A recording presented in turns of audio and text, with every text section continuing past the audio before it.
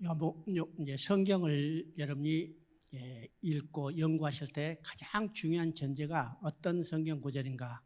요한복음 5장 39절입니다. 요한복음 5장 39절. 우리 이제 여러분이 이 다음에 올 때는 성경 여러분이 두 구절을 암송해야 합니다. 이게 숙제예요. 첫째 성경 구절은 요한복음 5장 39절이에요. 너희가 영생을 얻으려고 성경을 연구하거냐? 성경이 내게 대해서 증언하는 것이다. 또 한 구절은 이제 이 다음 시간에 배울 창세기 3장 15절입니다. 창세기 3장 15절. 창세기 3장 15절은 하나님께서 구원 계획을 시작하는 그 기원이에요. 그렇기 때문에 이 창세기 3장 15절을 우리가 요한복음 3장 16절을 다 암송하듯이 창세기 3장 15절을 다 암송해야만 요한복음 3장 16절을 정확히 알 수가 있습니다. 그렇죠? 그래서 이제 이 다음에 오실 때는 이 성경 두 구절을 여러분이 암송해 오셔야 합니다. 그러면 이제 성경이 내게서 증거한 것이다. 그러면 예수님이 말씀하실 때는 신약 성경이 아니라 구약 성경이기 때문에 구약 성경이 어떻게 예수 그리스도를 증거하는 건가? 그래서 히브리서 1장 1절에 여러 부분과 여러 모양으로 그랬죠? 여러 부분과 여러 모양은 네 가지 카테고리가 있습니다. 첫째는 사람이요. 두 번째는 사건이요. 세 번째는 모형이요. 네 번째는 예언입니다. 그러면 구약 성경에 나오는 사람들은 누구를 증거할까요? 나에 대해서 증거한다. 곧 예수 그리스도를 증거하는 겁니다. 그러면 아담도, 노아도, 아브람도, 모세도, 다윗도 누구를 증거해요? 예수 그리스도를 증거하는 겁니다. 우리가 성경을 읽을 때 그 성경에 나오는 사람들이 어떤 일을 했고 우리가 그 사람들에게 어떤 교훈을 받을 것인가 이런 관점에서 성경을 많이 봐왔어요. 이런 구약에 나오는 사람들, 아니 성경에 나오는 사람들 본받을 게 있어요, 없어요? 교훈 얻을 거 있어요, 없어요? 없어요. 없습니다. 그런데 우리는 그런 형태로 성경을 봐왔죠. 성경을. 이건 윤리적 도덕적으로 성경을 보는 관점입니다. 성경은 하나님은 그 사람들을 통해서 하나님이 우리를 구원하기 위해서 어떤 일을 해 오셨는가. 바로 그 사람들은 누구를 증거하냐면 예수 그리스도를 증거하는 겁니다. 아담도 예수 그리스도를 증거해요. 우리가 아담 하면요. 인류의 조상, 이거에 아주 인식만 바뀌었지만은 아담이 구원의 첫 번째 원복음을 받은 사람이에요. 그렇죠? 원복음을 받은 사람. 그래서 로마서 5장 14절에 아담은 오실자의 표상이라고 합니다. 누구를 보여줘요? 오실자, 곧 예수 그리스도를 보여주는 하나의 모형 그림자라는 겁니다. 그렇죠? 그러니까 우리가 구약 성경에 나오는 많은 인물들 통해서 하나님이 예수 그리스도를 어떻게 증거해 가는 걸 우리가 봐야 합니다. 두 번째는 사건이죠. 그러면 성경에 많은 사건이 나오는데 그 사건들은 무엇을 증언해 가요? 바로 예수 그리스도를 통해서 하나님이 구원 계획을 어떻게 성취해 간 것을 보여주는 겁니다. 우리 성경에서 가장 유명한 사건은 출애굽 사건입니다. 출애굽 사건. 그죠? 출애굽 사건은 이스라엘 백성이 애굽에 내려가서 노예로 살던 그들을 하나님께서 모세를 통해서 유월절 어린 양의 피를 통해서 그들을 구원해 주셨어요. 그러면 이 육적인 출애굽은 어떤 것을 보여줘? 사단에 노예됐던 인간들이 유월절 어린 양의 피를 통해서 노예로부터 해방되는 구원 계획을 보여주는 겁니다. 그러면 그 유월절 어린 양은 누구예요? 바로 십자가에서 어린 양 돼서 피 흘려 죽으실 예수 그리스도를 예표하는 겁니다. 그러니까 성경에 나오는 사건들도 누구를 증거하는가? 바로 예수 그리스도를 증거하는 겁니다. 그 다음에 성경에 나오는 많은 모형들 있죠? 모형들은 앞으로 이제 이 다음 시간에 보면 창세기 3장 21절에 가죽옷이라는 최초의 모형이 나와요. 가죽옷. 그 다음에 모세가 광야에서 이 장대에 단 노뱀도 모형이에요. 기생나비의 창문 틀에 달았던 붉은 줄도 모형이에요. 그죠? 또 모세가 반석을 쳤어요. 이 반석을 친 것도 어떤 거예요? 반석은 곧 예수 그리스도다. 모형입니다. 모형이죠. 이런 모형들을 통해서 누구를 증거하는가? 바로 예수 그리스도를 증거하는 겁니다. 이거죠? 그 다음에 많은 예언들이 있어요. 그러면 우리가 제일 쉽게 잘 알고 있는 예언이 어떤 것인가? 이사야 7장 14절입니다. 처녀가 잉태하여 아들을 낳으리니 그 이름을 임마누엘이라 하라. 그러면 이것은 누구에 대해서 성취했어요? 마태복음 1장 23절에 바로 이사야 7장 14절의 예언이 그대로 성취된 것을 봅니다. 처녀가 잉태하여 아들을 낳으니 그 이름을 임마누엘이라 하라. 임마누엘을 번역하면 하나님이 함께 하심이라. 그죠? 그러니까 많은 예언을 통해서 누구를 증거하는가? 바로 예수 그리스도를 증언한 겁니다. 그런 거죠? 그래서 구약에는 여러 부분과 여러 모양을 통해서 예수 그리스도를 증거하고 신약에서는 바로 그 실체가 오신 것입니다. 그러니까 성경 전체는 누구를 증거해요? 바로 예수 그리스도를 증언하는 겁니다. 그래서 너희가 영생을 얻으려고 성경을 연구하느냐? 성경이 내게 대해서 증언한 것이다. 그러면 창세기로부터 계시록까지 66권 전체가 누구를 증거하는가? 바로 예수 그리스도를 증언하는 겁니다. 이것이 우리가 성경을 읽고 연구할 때 가장 중요한 전제라는 사실을 우리 머릿속에 두어야만 우리가 성경을 올바로 연구하게 되고 우리가 성경을 올바로 이해하게 될 때 우리 신앙이 다른 길로 가지 않고 올바른 신앙의 노선을 유지할 수 있다는 사실을 우리가 알아야 합니다. 그러면 성경은 한 가지 주제라고 했죠? 성경은 한 가지 주제, 하나님을 떠난 인간을 예수 그리스도를 통해서 다시 돌아오게 한 하나님의 구원 계획이기 때문에 성경은 창세로부터 계시록까지 일관성과 통일성과 점진성을 보여주고 있습니다. 그러면 이 일관성과 점진성과 통일성과 점진성을 보여주는 비율을 우리가 세 가지를 이야기할 수 있습니다.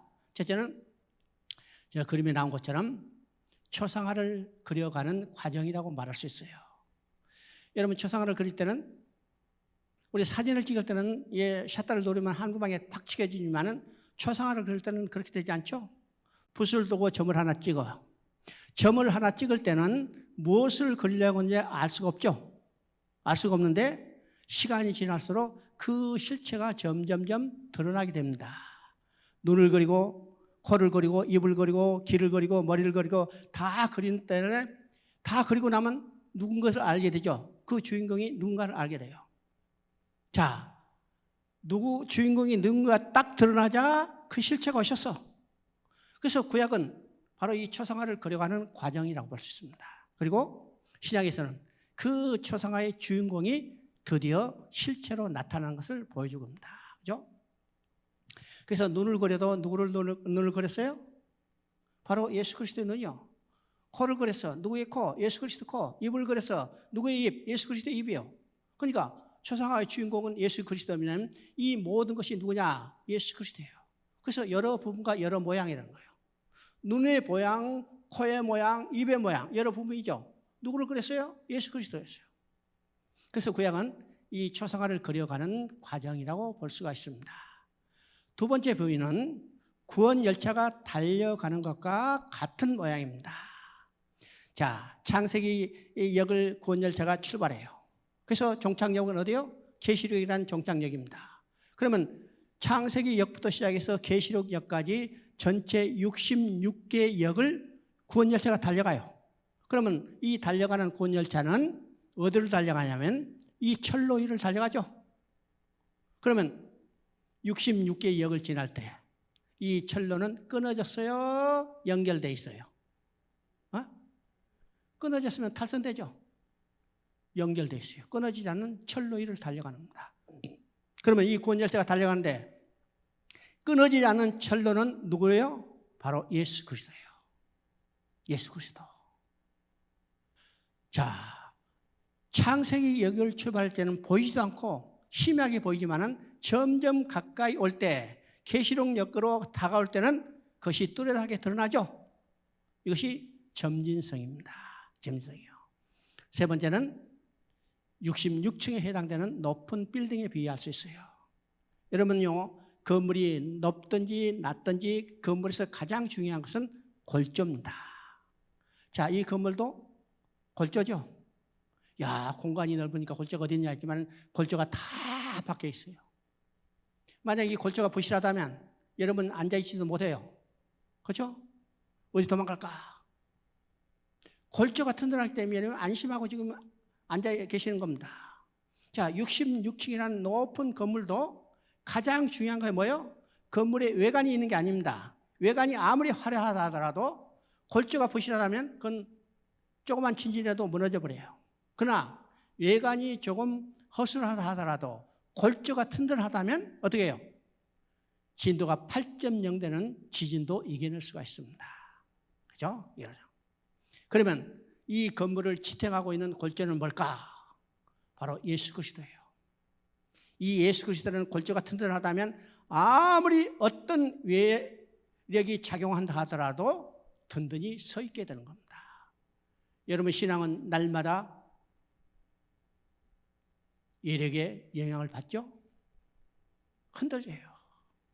흔들려. 그러나 우리 안에는 뭐가 있어요? 튼튼한 예수 그리스도라는 골조가 우리 66층에 해당되는 이 건물을 받쳐주고 있고 그것이 우리 안에 들어있기 때문에 우리의 신앙은 결코 흔들리지 않게 되는 겁니다. 그죠? 이것이 성경의 일관성과 통일성과 점진성에 대한 비유를 말하고 있습니다. 구수의 관점의 유익은 여러분이 읽어보시고 그 다음에 이제 성경에 들어와서 본론을 공부를 하도록 하겠습니다. 이제 창세기 1장 1절 한번 읽어봅니다.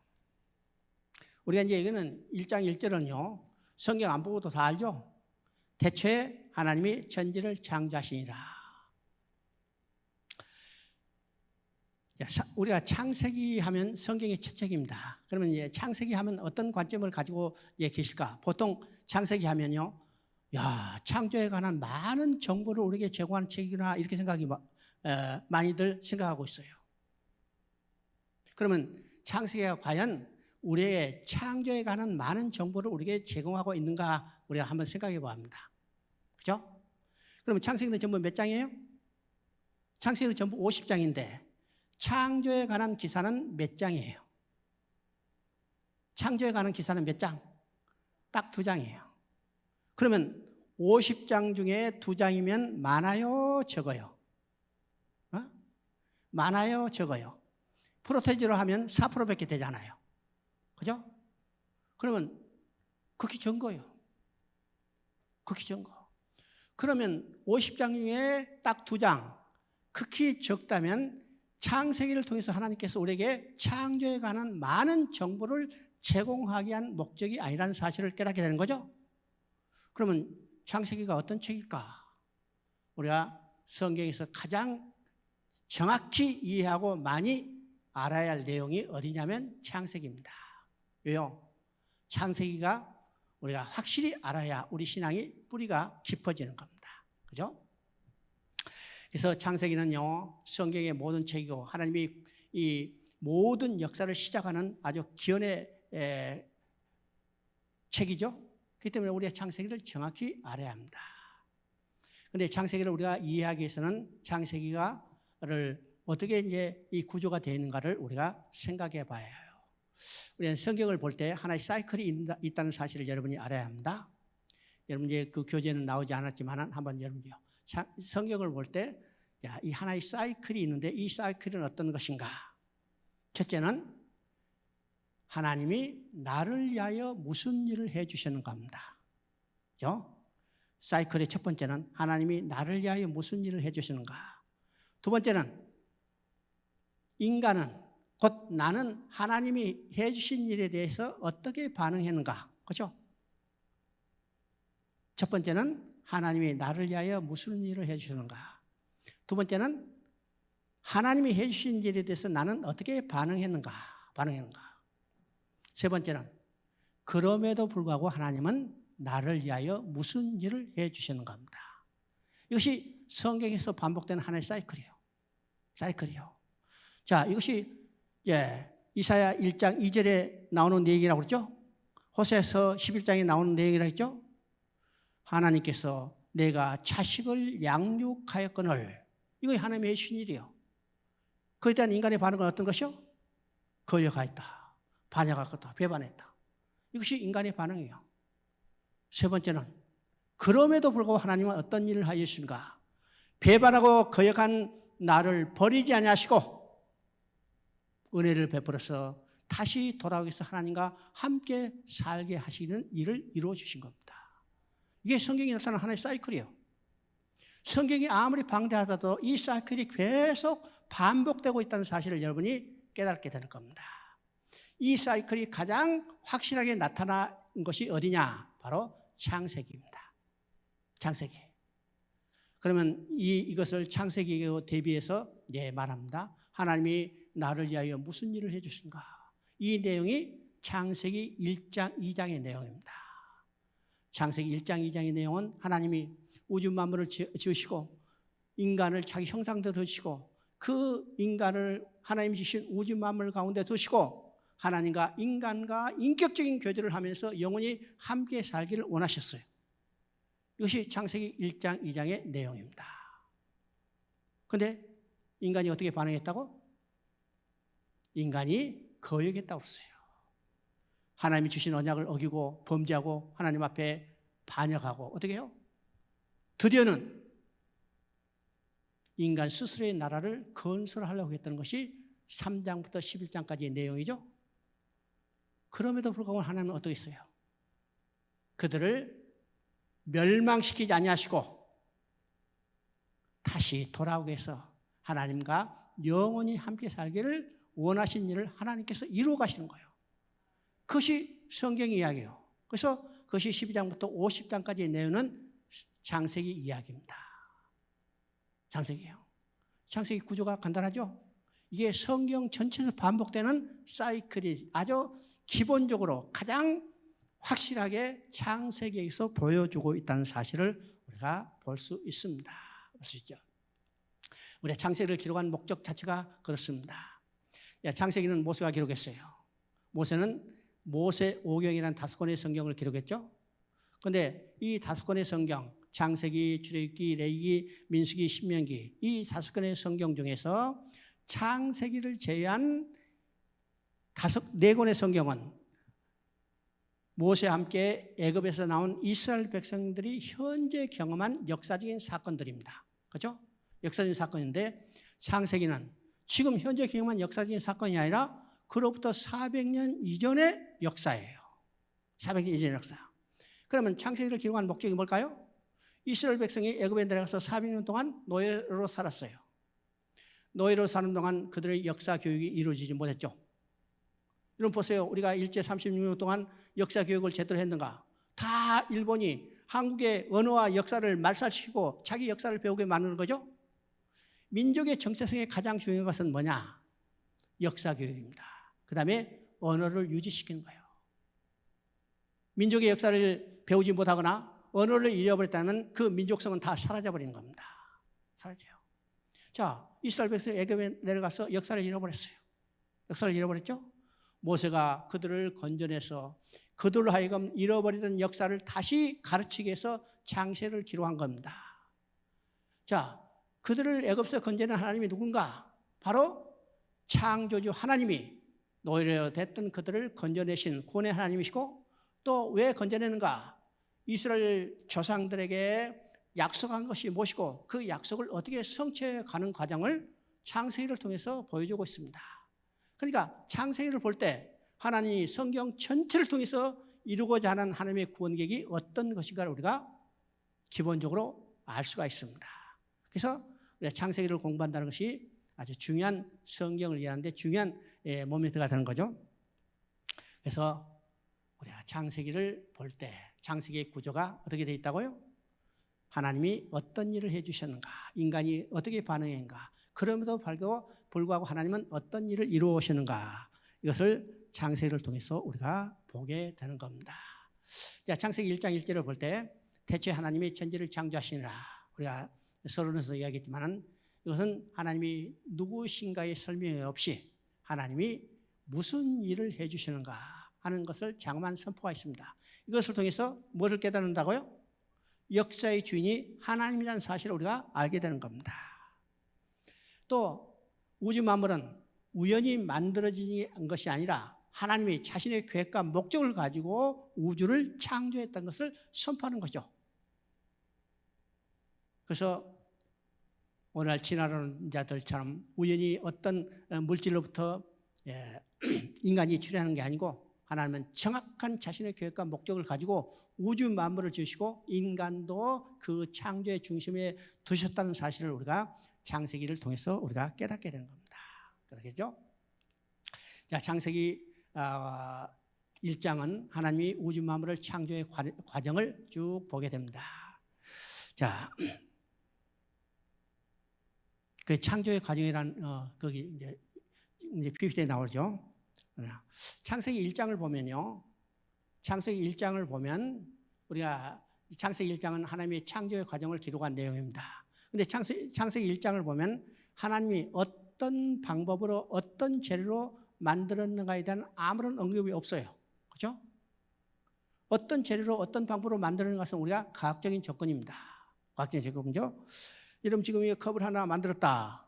그렇죠? 이 컵을 어떻게 만들었을까? 무엇으로 만들었을까요? 무엇으로 만들었을까? 흙을 빚어서 물레에 빚어서 만들었어요. 이것이 과학적인 이 정보를 제공하는 거죠. 그런데 창세기 1장에는 우주 만물을 지으셨다고 했는데 어떤 재료로 어떤 방법으로 만드는 것에는 아무런 언급이 없어요. 언급이 없습니다. 그러면 우리가 창세기를 통해서 창조에 관한 과학적인 지식을 얻기 위해서 창세기를 연구한다면 근본적으로 우리가 다 알 수 없다는 거예요. 왜요? 하나님이 가르쳐주지 않았잖아요. 하나님이 가르쳐주지 않았으면 우리가 알 수 없죠? 알 수 없는 게 당연한 겁니다.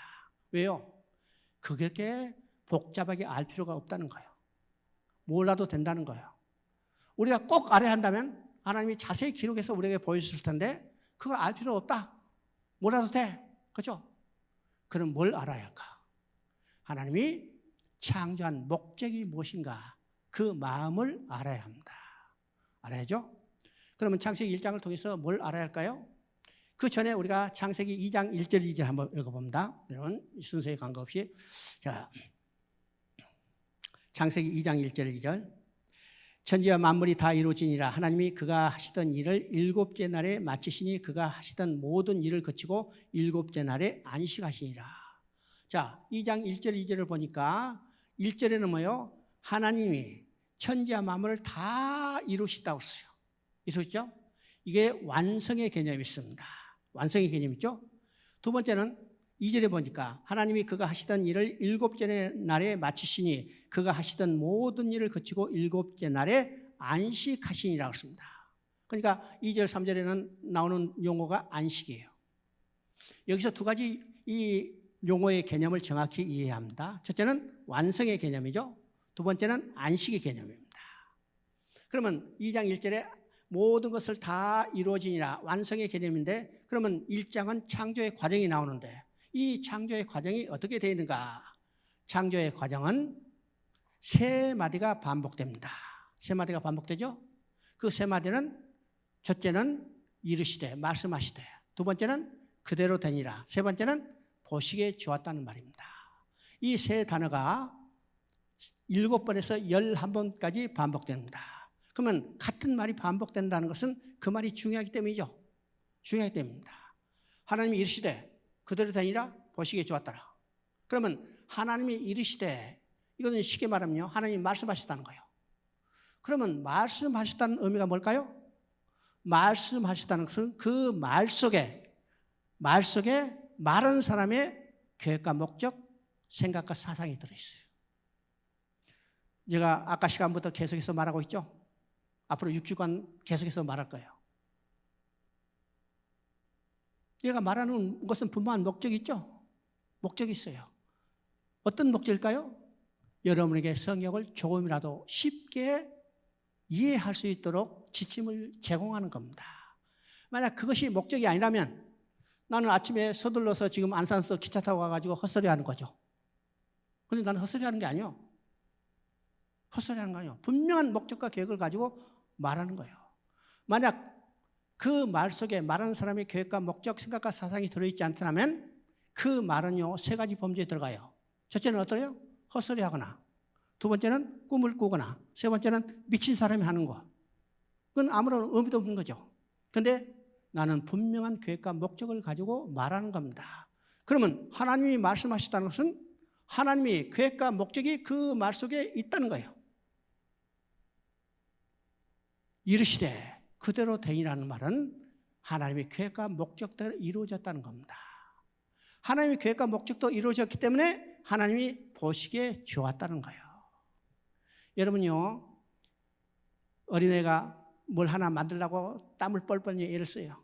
다 자기 생각한 대로 만들었으면 좋아서 어쩔 줄 모르죠. 만약 자기가 원한 대로 만들어지지 않았다면 어떻게 해요? 화가 나지고 팔로 밟아버리는 거예요. 바라보는 겁니다. 근데 하나님도 자신의 계획과 목적대로 이루어졌기 때문에 하나님이 보시기에 좋았다는 거예요. 하나님이 보시기에 좋다. 그러면 하나님이 보시기에 좋았다. 이러고 모든 일을 다 완성했다는 이 완성의 개념은 어떤 것일까? 우리가 2장 8절을 보니까 2장 8절을 보니까 뭐라고 되세요? 여호와 하나님이 동방의 에덴의 동산을 창조하시고 그 지으신 사람을 거기 두시니라고 했습니다. 그죠? 에덴을 창설하시고 사람을 거기 두시니라. 이 말씀을 통해서 우주 만물의 창조의 중심에는 누가 있냐면 인간이 있다는 사실을 우리가 알게 되는 겁니다. 이것이 이사야 45장 18절에 그대로 나와 있어요. 사람을 살 수 있는 곳을 만들었어요. 그렇죠? 그러니까 온 우주 만물을 창조하는 일차적인 목적은 인간이 거주할 수 있는 환경을 조성한 것입니다. 여러분이 자녀 낳죠? 자, 이거 여자 자매분들, 자녀를 낳을 때 어떻게 해요? 내가 임신했다는 사실을 깨닫게 되면 어떻게 해요? 먼저 얘가 태어나서 살 환경을 준비하는 겁니다. 포도기도 준비하고 젖병도 준비하고 배내도 준비하고 기저귀도 준비하고 다 준비하죠. 그리고 자녀가 태어나면 엄마가 준비한 그 속에서 살게 되는 거예요. 그러니까 하나님도 인간을 지으시기 전에 우주 만물을 다 지으셨어요. 인간이 살아갈 환경을 다 준비하셨어요. 그 다음에 인간을 어떻게 지으셨어요? 여섯째 날에 인간을 지으실 때 1장 26절 27절을 한번 읽어봅니다. 1장 26절 27절 하나님이 이르시되 우리의 형상을 따라 우리의 모양대로 우리가 사람을 만들고 그들로 바다의 물고기와 하늘의 새와 가축과 온 땅에 기는 모든 것을 다스리게 하게 하시고 하나님이 자기의 형상 곧 하나님의 형상대로 사람을 창조하시되 남자 여자를 창조하시고. 자, 여기서 이제 인간을 창조하신 모습이 나오죠. 그러면 인간을 어떻게 창조하셨는가? 자기의 모양 자기 형상대로 지었다고 했어요. 그럼 1장 26절 27절만 가지고도 수많은 신학자들이 많은 연구했어요. 우리가 이걸 다 읽어볼 수도 없어. 얼마나 많은지. 다 이해할 수도 못해. 얼마나 심오하게 기록했는지. 그런데 이건 간단한 내용입니다. 하나님이 자기 형상 자기 모양대로 지었다는 의미는 2장 7절에 나와 있어요. 하나님이 흙으로 지으시고 사람을 흙으로 지으시고 생기를 불어넣으니 생명이 되니라. 여기서 인간이 됐습니다. 그러면 인간은 그 속에 뭐가 들어있어요? 하나님이 그 코에 불어넣은 생기, 하나님의 영, 하나님의 생명이 들어있어요. 다른 말하면요, 하나님이 영을 우리 속에 불어넣으시고 그 불어넣은 하나님의 영을 통해서 영이신 하나님과 인격적인 교제가 가능하도록 했어요. 여러분요, 같이 살기 위해서는 어떻게 해요? 말이 통해야죠. 말이 통해요. 여러분, 남녀가 결혼해서 사는데 말이 안 통하면 살 수 있어요, 없어요? 못 살아. 같이 살기 위해서는 말이 통해 인격적인 교제가 가능해요. 하나님도 그 백성과 함께 살기 위해서는 그 지은 인간과 함께 살기 위해서는 인격적인 교제가 가능해요. 그래서 하나님의 형상, 하나님 모양대로 지었다는 이 말 속에는 어떤 거예요? 하나님이 인격적인 교제의 대상으로 지으셨다는 거예요. 인격적인 교제의 대상을 듣기 위해서 하나님이 영이신 하나님께서 그 영을 인간 속에 불어넣으시고 그래서 영이신 하나님과 교제가 가능하도록 됐어요. 그렇죠? 그리고 그 인간을 하나님이 창설하신 에덴 동산에 두시고 하나님의 창조의 목적은 하나님과 그 백성, 인격적인 교제가 가능한 대상 인간이 함께 살면서 기뻐하며 즐거워하며 그의 영광을 드러내기를 원하셨던 것이요. 이것을 하나님이 다 이루셨다고 합니다. 이루셨어요. 그리고 그 다음에 모든 것을 다 마치시고 제7일에 그날을 거룩하게 하시고 복을 주시사 안식하셨다. 그러면 이 안식의 개념은 어떤 것일까요? 안식의 개념. 우리가 안식하면요, 근본적으로 머릿속에 엿새 동안 이제 쉽게 말해서 힘들게 일하고 아주 그냥 고약하게 일하면 쎄빠지게 일하고 피로하자 육신의 시작, 이런 개념이 너무나 우리에게 강하게 있어요. 그런데 안식의 개념은 어떤 것일까요? 안식의 개념. 여러분요, 우리 자매님들, 임신했죠? 얼마나 힘들어요? 또 자녀를 낳을 때 얼마나 힘들게 낳았어요? 죽을 힘을 다해서 낳았죠. 그러면 얘를 낳고, 내가 그동안 너 고생해서 낳았는데 이제 오늘부터 내 편히 쉴 테니까 너 거기서 잘 살아라. 그리고 떼놓고 혼자서 푹 퍼질러지는 자매 있어요? 없잖아요. 힘들게 낳았지만 태어난 아이가 딱 소리를 내는 순간 이 산모는 기뻐서 어쩔 줄 모르는 겁니다.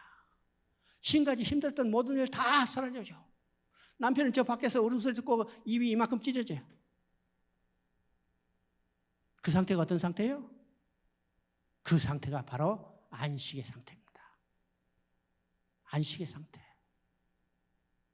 그 지은 인간과 그것을 너무 기뻐해요. 즐거워요. 그래서 함께 살면서 기뻐하며 즐거워하며 그의 영광을 드러내기를 원했던 것. 이 상태가 안식입니다. 안식이에요. 그러면 인간은 어디서 안식을 누려요? 하나님의 안식 속에서 함께 안식을 누리는 겁니다. 그러면 안식을 개념을 생각할 때 인간이 없다면 하나님의 안식도 없어요. 하나님이 계시지 않는다면 인간도 안식이 없는 겁니다. 다른 말하면요, 하나님과 인간이 함께 사는 자체가 하나님의 안식이고 인간의 안식이라는 거예요. 그러면 창조의 목적은 뭘까요? 다 이뤘다는 이 완성의 목적은 뭘까요? 바로 안식에 있다는 사실을 우리가 알아야 합니다. 안식이 있어요. 그러면 하나님의 창조의 목적은 자기 형상대로 진 인간과 함께 살면서, 여기 중요한 말이죠, 함께 살면서 기뻐하며 즐거워하며 그의 영광을 드러내는 것이 하나님의 창조의 목적이고, 이것을 다른 말로 말하면 안식이에요. 그러면 하나님의 안식 속에도 인간도 똑같이 함께 안식을 누린다는 사실을 알아야 합니다. 인간을 잃어버렸다. 여러분 부모가 자식을 잃어버렸다.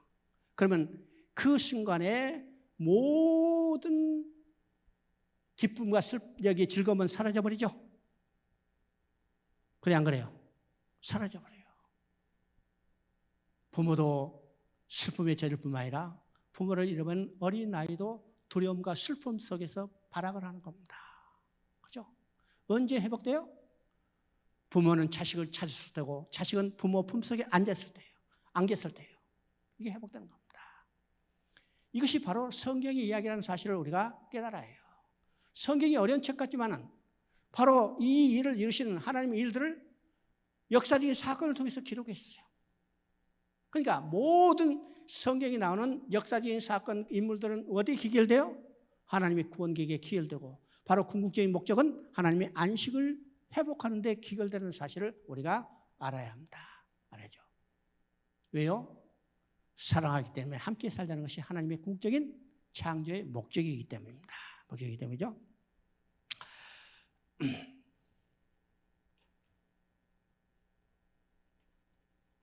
자, 창세기 1장 28절 한번, 창세기 2장 17절 한번 읽어봅니다.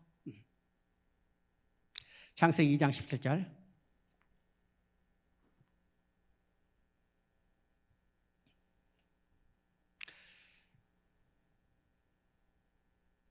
선악을 알게 하는 나무의 열매는 먹지 말라. 내가 먹는 날에는 반드시 죽으리라 하시니라.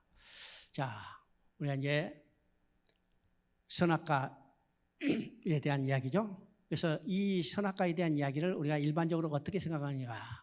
금단의 열매해서 금지 명령 이렇게 이야기를 합니다. 물론 이게 문자적으로만 볼 때는 분명히 먹지 말라, 먹으면 반드시 죽으라 했기 때문에 우리가 일반적으로 금지 명령이라고 이해해 왔어요. 그러나 정말 이것이 금지 명령일까? 우리가 생각해 봅니다. 금지 명령일까? 하나님이 인간을 죽이기 위해서 인간을 여기 힘들게 하기 위해서 선악과를 거기 두시고 먹지 말라고 했을까요? 왜 하나님이 거기다 선악과를 두시고 먹지 말라고 했을까? 우리는 선악과를 두시고 먹지 말라신 하나님의 마음이 무엇인가를 알아야 합니다. 그렇죠? 성경을 우리가 볼 때 항상 인간의 중심이 아니라 하나님의 중심, 하나님의 마음이 무엇인가를 알아야 하는 거예요.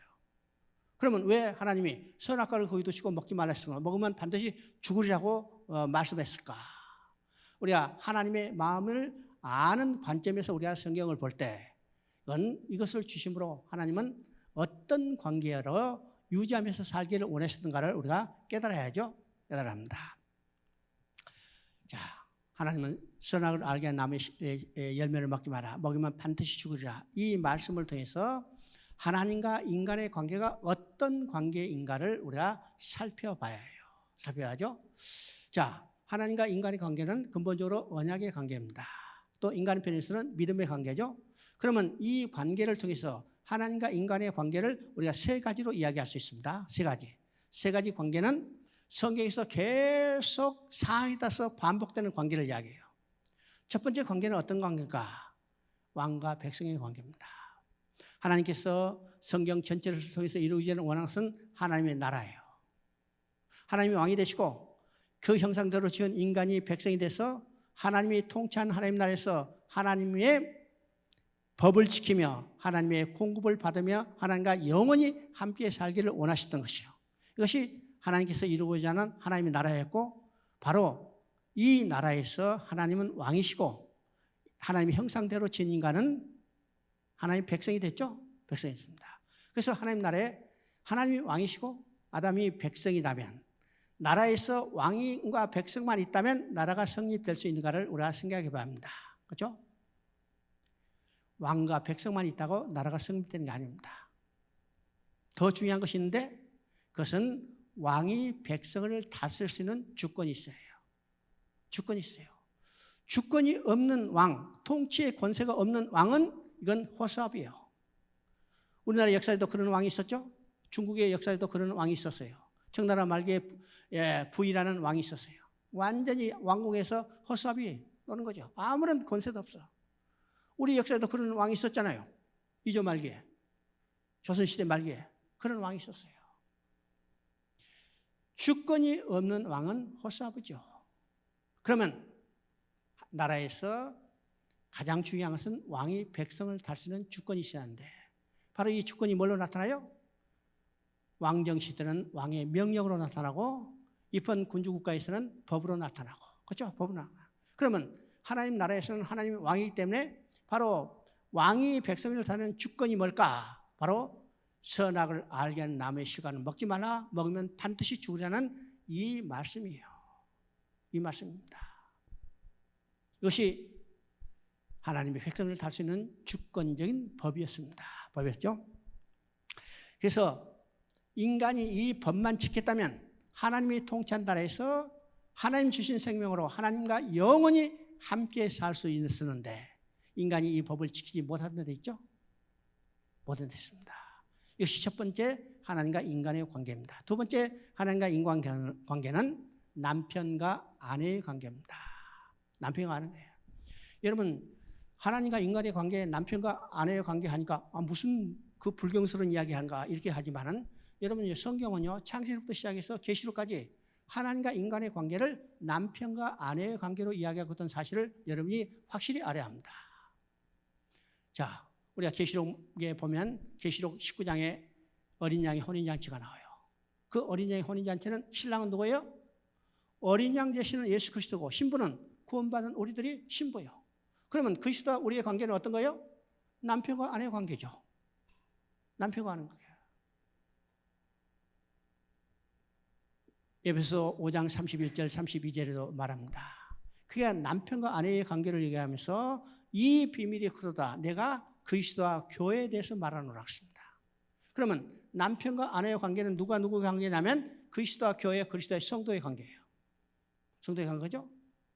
그 다음에 구약 시대도 마찬가지입니다. 호세아서 그 다음에 아가서를 통해서 성경 전체가 하나님과 인간의 관계를 남편과 아내의 관계로 이야기해요. 또 하나님은 이스라엘과 하나님의 관계를 남편과 아내의 관계로 이야기합니다. 바로 하나님과 인간의 관계는 누구와 누구의 관계? 남편과 아내의 관계입니다. 남편과 아내의 관계죠. 그러면 남편과 아내의 관계는 어떤 관계인가? 남편과 아내의 관계는 결혼한 관계입니다. 결혼한 관계죠. 결혼하지 않으면 아무리 예쁜 여자가 많다 하더라도 아내라 부를 수 없어요. 결혼하지 않으면 아무리 멋있는 남자가 있다 하더라도 남편이라 부를 수 없어요. 남편과 아내가 되기 위해서는 반드시 결혼해야 합니다. 결혼해야만 아내로 부를 수 있고 남편이라 부를 수 있어요. 그러면 남편과 아내가 되기 위해서는 결혼해야 하는데 결혼하기 전에는 어떻게 해요? 남녀가 만나면 어떻게 해요? 눈이 뿅 가는 순간 사랑하게 되죠. 사랑하게 됩니다. 여러분, 이 사랑의 개념이 무엇인가를 우리가 정확히 알아야 합니다. 우리가 사랑이라는 말을 흔히 자주 쓰죠. 교회에 특별히 사랑이라는 말을 흔히 잘 써요. 그러면 이 사랑의 개념이 어떤 것인가를 우리가 정확히 알아야죠. 그러면 남녀가 결혼하기 전에 남녀가 만나는 순간에 사랑하게 되죠. 사랑하게 되면 그 감정이 어떤 것이요? 서로 만나고 싶은 거예요. 만나고 싶어. 그래서 한 사람은 서울에 있고 한 사람은 김천에 있다. 그러면 주말마다 왔다 갔다 하죠. 왜요? 함께 있고 싶어서. 근데 결혼하기 전에는 그 시간이 제한되는 거예요. 제한되기 때문에 어떻게 해요? 이제는 결혼하자. 결혼의 목적이 뭘까요? 결혼의 목적이 함께 사는 거예요. 함께 사는 거예요. 그래서 지금까지는 두 남녀가 사랑하지만은 따로따로 살던 다가 이제는 결혼하게 되면 한 집에 살고 한 방에 살고 한 이불 속에 사는 거예요. 왜? 사랑하기 때문에. 사랑하기 때문에 함께 살자. 이것이 결혼이에요. 그러면 결혼할 때 뭐가 필요해요? 결혼할 때 서약이 필요한 겁니다. 서약이 필요하죠. 여러분 결혼식에 봤다는 결혼식 할 때 결혼은 돈으로 하는 것도 아니고 다른 것도 하는 거 아니에요. 오직 하나의만 필요해요. 서약이에요. 남자가 여자를 향해서 서약합니다. 여자가 남자를 향해서 서약을 해요. 그러면 그때 주례가 뭐라고 써요?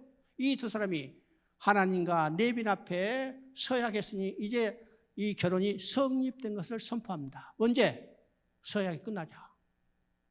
그러면 창세기 2장 17절은 어떤 것이요? 남편과 아내 된 하나님과 인간이 서로 결혼의 관계를 유지하여 남편과 아내가 된 거죠? 이건 사랑의 언약입니다. 사랑의 언약. 문제는 뭘까요? 문제는 뭘까? 아내 된 인간이 이 언약을 어겼다는 것입니다. 그래서 호세아 6장 7절을 보면 아담과 같이 그들이 언약을 어겼다고 씁니다. 아담과 같이 그들을 언약을 어겼다. 그러면 아담이 어긴 언약은 어떤 것이요? 창세기 2장 17절이에요. 선악을 알게 나무의 실과를 따먹었어요. 언약을 어겼죠. 왜 호세아서를 통해서 이렇게 이야기할까요? 호세아서는 하나님과 인간의 관계를 남편과 아내로 가장 극명하게 표출하고 있는 예언서이기 때문입니다. 그렇죠? 세 번째 하나님과 인간의 관계는 어떤 관계가? 아버지 아들의 관계입니다. 아버지 아들의 관계. 이번 아버지 아들의 관계는 너무나 그냥 쉬운 거죠. 여러분 지금 아침에도 기도하고 예배드릴 때도 기도하고 순간마다 기도해요. 여러분 기도할 때 하나님을 누구라고 불렀어요? 하나님 누구라고 불렀어? 하나님 삼촌이라고 부르신 분 있어요? 네? 하나님 할아버지라고 부르는 사람 있어요? 없잖아요. 하나님 아버지라고 불렀잖아요. 내가 하나님을 아버지라고 불렀다면 당연히 나는 그의 자녀요. 이것이 하나님과 인간의 관계입니다. 아버지 아들 관계. 그러면 아버지와 아들의 관계는 인간의 아버지와 육신의 아버지 아들의 관계보다 이건 훨씬 더 강하다는 거예요. 여러분요, 인간의 육신의 아버지 아들의 관계는 이건 유한합니다. 유한해요. 두 가지 유한한 것인데 첫째, 시간적으로 유한해요. 내가 아버지 노릇할 수 있는 기간이 언제까지요? 언제까지? 내 죽음을 할 수 없잖아요. 할 수 없어. 내가 안 죽는다도 내가 아버지 노릇을 할 수 있는 이것은 극히 제한된 시간입니다. 내가 중국에서 17년 동안 있는 동안에 내가 한국에 있는 이 자녀들에게 아버지 노릇 했겠어요? 못 했겠어요? 못해요. 마음만 있다 하지만 실제적으로 아버지 노릇 할 수 있는 게 없죠. 이게 시간적으로 유한한 겁니다. 두 번째는 능력적으로 유한해요. 여러분 자녀들 다 원하는 거 다 해줄 수 있어요? 못하죠. 능력적으로 유한한 겁니다. 이것이 육신의 아버지 아들의 관계지만은 하나님은 영원부터 영원까지 나의 아버지시오. 그분은 무한하신 분이에요. 나의 모든 것을 다 아시고 내 필요를 다 채워주신 분이 내 아버지예요. 이게 그분이 내 누구야? 나의 아버지라는 사실이에요. 이것이 하나님과 인간의 관계, 하나님과 나의 관계입니다. 하나님은 이 세 가지 관계를 유지하면서 영원히 함께 살게 위해서 주신 언약이 바로 창세기 2장 17절이라는 사실을 우리가 깨달아야 합니다. 깨달아야죠? 자, 잠깐 쉬었다 싶다.